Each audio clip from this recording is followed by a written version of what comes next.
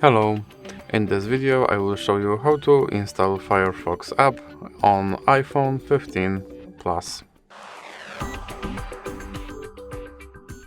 So you should start with opening App Store and now click on search bar and type in Firefox. And now click on Firefox and click here to install.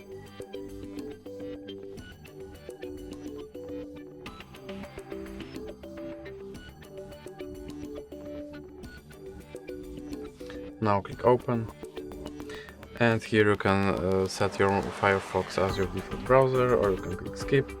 Now you can sign in to quickly switch between devices, or you can click skip. And now you can turn on notifications, or you can click skip. And now your Firefox browser is ready to use. So that's it for this video. If you liked it, please remember to leave a like and subscribe.